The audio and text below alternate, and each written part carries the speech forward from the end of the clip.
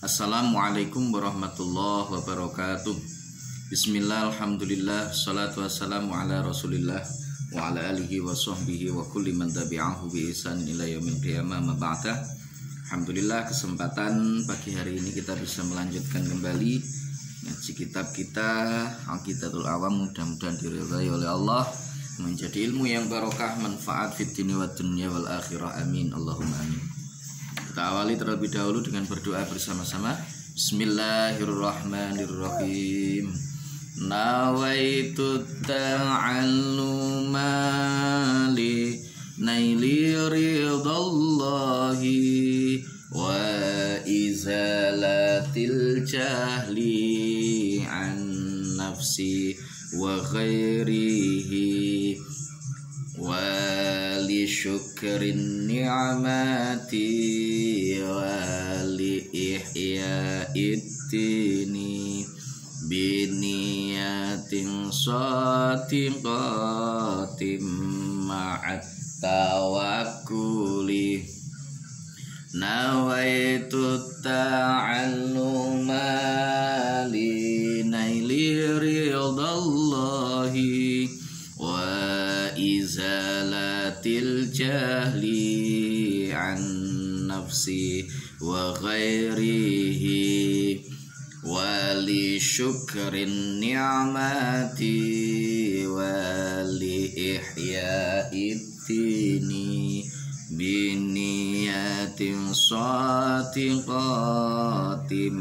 ma'at tawakkuli.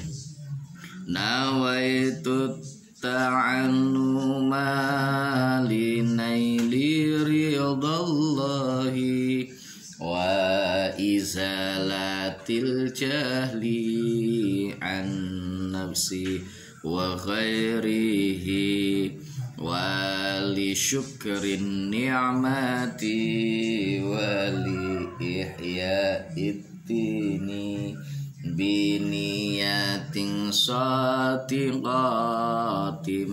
ma'at tawakkuli.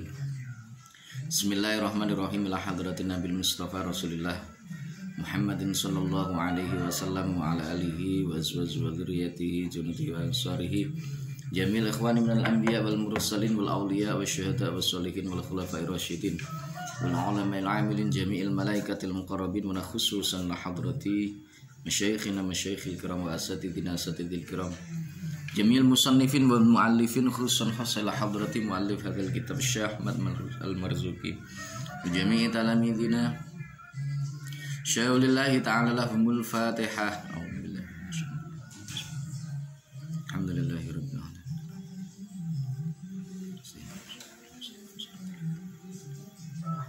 Bismillahirrahmanirrahim. Subhanaka la ilma lana illa ma 'allamtana innaka antal alimul hakim. Qala rabbi shrah li sadri wa yassir li amri wahlul 'uqdatam min lisani yafqahu qawli. Shalatu wassalamu alayka wa ala alika ya sayyidi ya Rasulullah alimni wa rabbini. Bismillahirrahmanirrahim. Soal pinten kathahipun sifat wajib kagunganipun para rasul utawi utusan?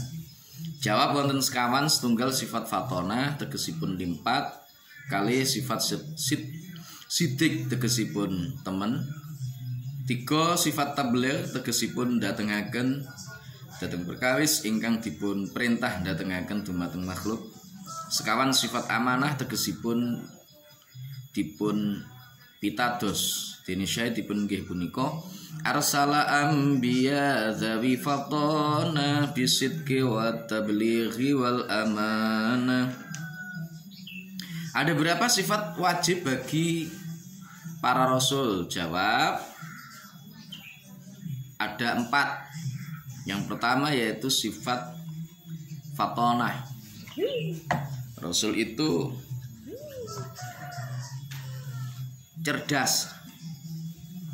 Jadi Rasul itu cerdas, nggak mungkin Rasul itu bodoh.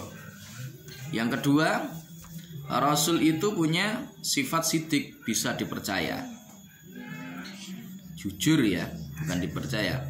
Sidik itu artinya jujur. Jadi Rasul tidak pernah berbohong. Yang ketiga itu tabligh. Rasul itu menyampaikan apa-apa yang diperintahkan oleh Allah untuk menyampaikannya kepada makhluk. Yang keempat adalah sifat amanah. Dasarnya arsala anbiya dzawi fatana bisidqi wat tablighi wal amanah. Arsala wis ngutus sapa Allah.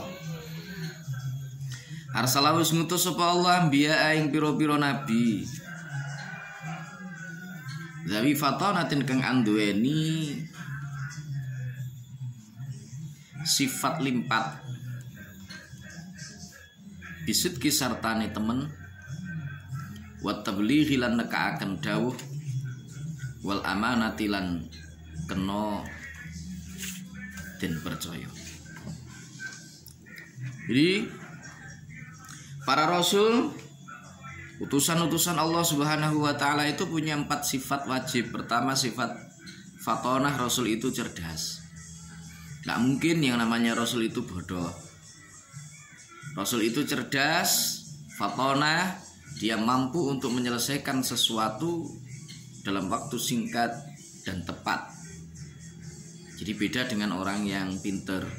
Kalau cerdas itu dia mampu menyelesaikan sesuatu dalam waktu singkat dan tepat. Itu namanya fatonah. Nah, Rasulullah itu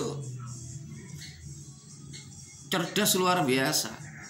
Bayangkan saja ketika pada waktu sebelum beliau ini diangkat menjadi seorang rasul. Sebelum beliau ini diangkat menjadi seorang rasul, pernah suatu saat ketika terjadi pemugaran, renovasi Baitullah, saat itu masing-masing kabilah ini sudah mau bertarung, perang antara satu dengan yang lainnya. Gara-gara apa? Gara-gara hanya perselisihan siapa yang akan meletakkan Hajar Aswad pada tempat. Akhirnya sepakat, wah nanti kalau ada orang yang masuk pertama kali ke Baitullah ini atau Masjidil Haram ini melalui pintu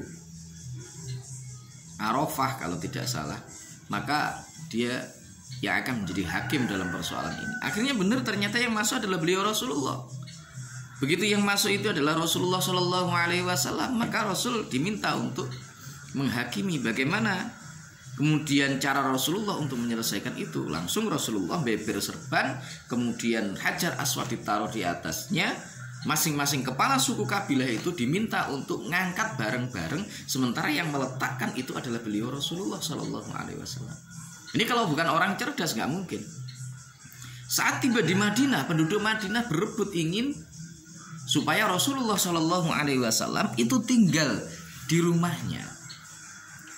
Kalau seandainya Rasulullah tidak cerdas, bisa jadi ini akan menimbulkan pertikaian di antara mereka. Boleh jadi keputusan yang akan diambil oleh Rasul itu bisa menyakiti satu di antara para sahabat Ansor kala itu. Tapi Rasulullah cerdas. Karena cerdas, kemudian Rasulullah dawuh, sabda Rasul, di mana untaku ini berhenti, maka disitulah aku akan tinggal. Akhirnya dilepaslah unta Rasul. Begitu unta Rasul itu dilepas, unta itu berjalan, semua sahabat mengikutinya. Ternyata di sebuah tempat, disitulah unta itu berhenti, maka kemudian disitulah Rasulullah tinggal. Kemudian disitu dibangun rumah Rasul, dan di dekatnya itu ada masjid yang kelak nanti akan dibangunkan Masjid Nabawi di sana. Nah, ini sungguh sangat luar biasa. Jadi kecerdasan itu mutlak wajib miliknya para Rasul. Kemudian sidik, Rasul itu bisa dipercaya. Rasul itu jujur. Tidak pernah Rasulullah itu berbohong. Kemudian Rasul juga tabligh, menyampaikan amanah. Kalau misalkan diberikan wahyu kepada beliau seperti ini untuk disampaikan kepada umatnya, maka beliau pasti akan menyampaikan. Dan juga amanah bisa dipercaya. Inilah sifat-sifat wajib yang dimiliki oleh para rasulnya Allah. Soal pinten kathahipun sifat jais kagunganipun para rasul. Jawab wonten setunggal, rupinipun nggih punika al-a'radul basyariyah allati la tuaddi ila naqsin fi maratibihim al-aliyah. Tegesipun para rasul punika wenang persifatan pinten-pinten sifat bangsa menungso ingkang boten ngirangi dhateng derajatipun ingkang luhur. Kados gerah ingkang dangan, dahar, ngunjuk lan sari. Nanging sarenipun para rasul punika namung netronipun mawon, boten sarana manahipun saha sifat lintunipun. Dene syahidipun nggih punika wajaizun fi haqqihim min aradi bi ghairi naqsin ka khafifil maradi. Wajaizun lan iku menang, wajaizun lan iku menang fi haqqihim ing dalam hae para rusul min aradin tawi sifat anyar tumeka bi ghairi naqsin kelawan tanpa nyuda utawa ngurangi. Maksudnya nyuda ngurangi derajate rusul, ya, derajate rusul. Kakhofi fil marodi kaya entengi leloro. Jadi para rasul-rasulnya Allah itu punya sifat jaiz. Ini sifat wenang. Sifat jaiznya itu cuma satu, apa? Yaitu al-aradul basyariyah allati la tu'atti ila naqsin fi maratibihim al-aliyah. Para rasul itu boleh mempunyai sifat-sifat sebagaimana manusia pada umumnya.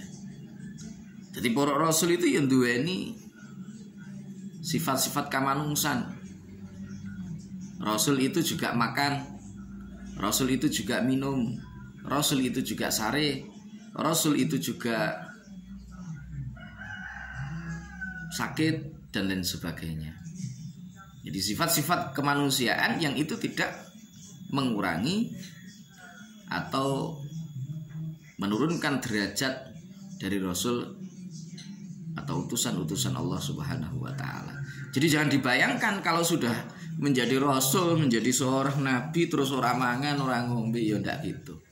Podo sama dengan kita. Lewis dadi Rasul kemudian itu enggak sakit, ya podo wae Rasul itu sakit. Kalau jadi Rasul misalkan ora tahu kesel, ya ndak, sama saja capek. Juga mengalami sama seperti kita manusia pada umumnya. Rasul itu juga sare, tidur, tapi tidurnya Rasul tidak sama dengan kita. Tidurnya Rasul itu hanya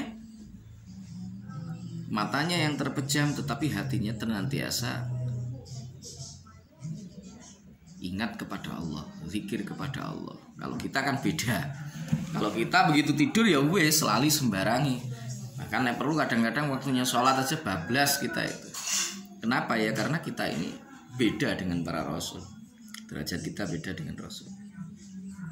Jadi para Rasul-Rasulnya Allah Subhanahu wa ta'ala, mereka punya satu sifat jaiz, yaitu al-a'rad al-basyariyah allati la tu'addi ila naqsin fi maratibihim al-aliyah. Mereka itu punya karakter atau sifat-sifat kemanusiaan yang dengan sifat-sifat tersebut maka mereka semuanya itu boleh atau sama dengan makhluk yang lainnya, akan tetapi hal itu tidak mengurangi, ya, tidak mengurangi derajat keluhuran mereka sebagai seorang nabi, sebagai seorang rasul.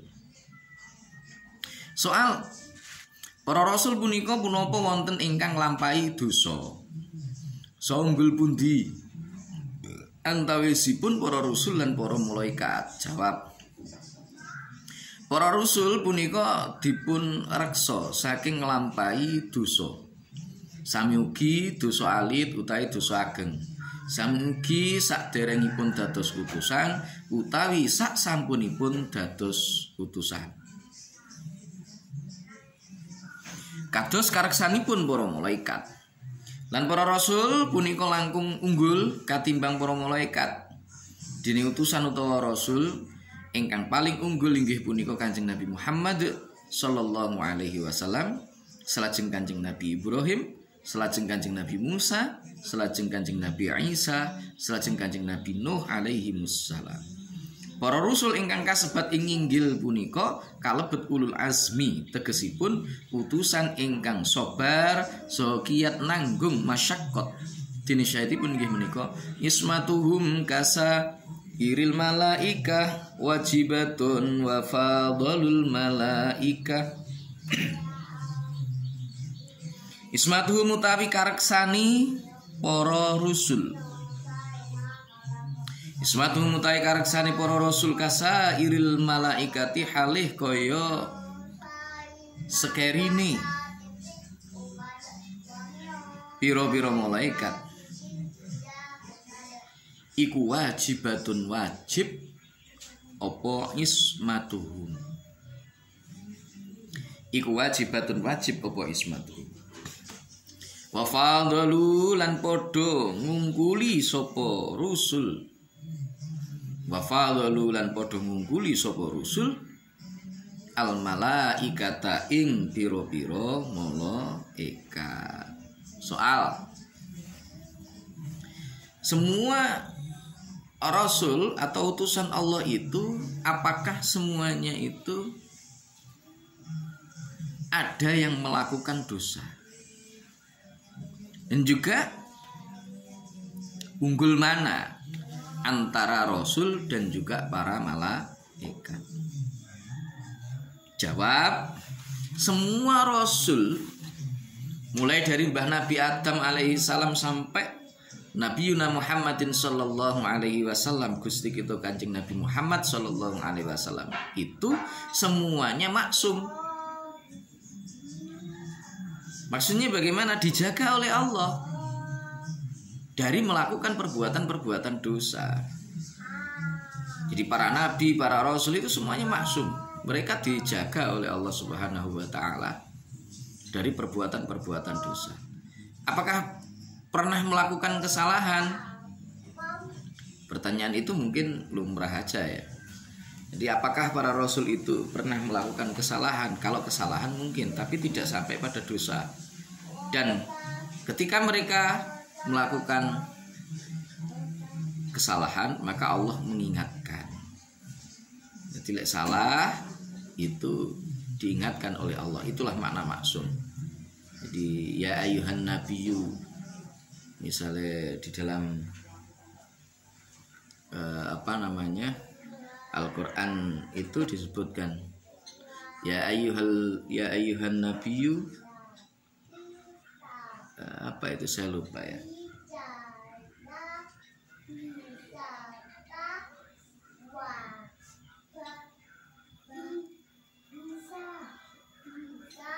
Saya lupa ayatnya.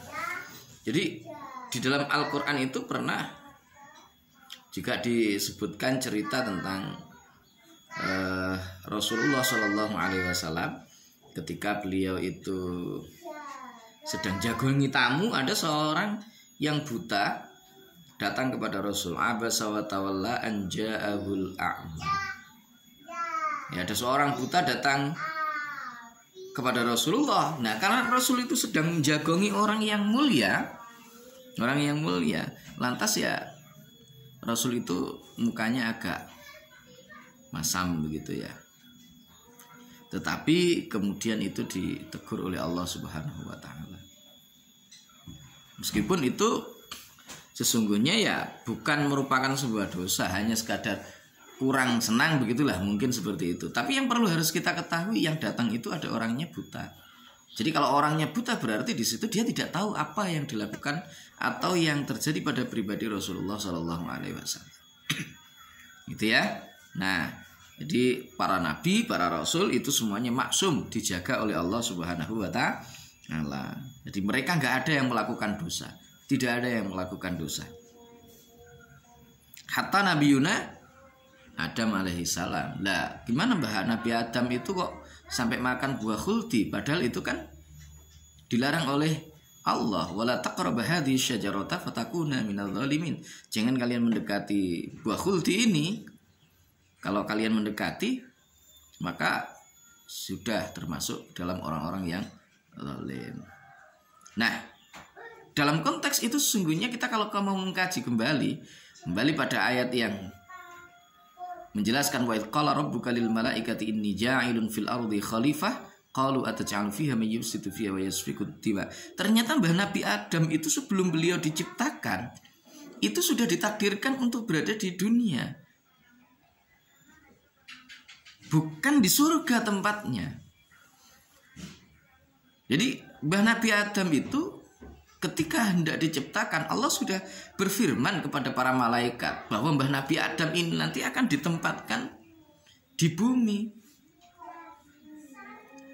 Berarti ada settingan dari Allah, bukan kesalahan, bukan dosa dari Mbah Nabi Adam, tetapi karena ya memang sudah disetting oleh Allah, karena memang beliau itu adalah seorang nabi, maka hal itu ya dianggap sebagai sebuah kesalahan. Akhirnya Mbah Nabi Adam turun ke bumi, kemudian tobat kepada Allah.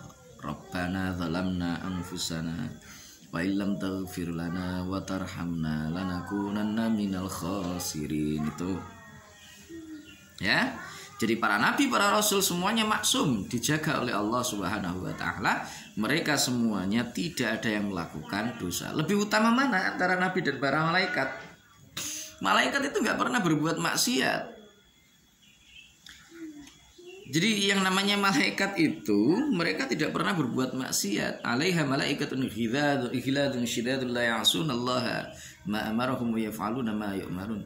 Meskipun malaikat itu diperintahkan untuk nunggu neraka yang panas seperti itu, ya mereka tetap setia. Mereka yang diperintah untuk sujud disujud, baik itu malaikat.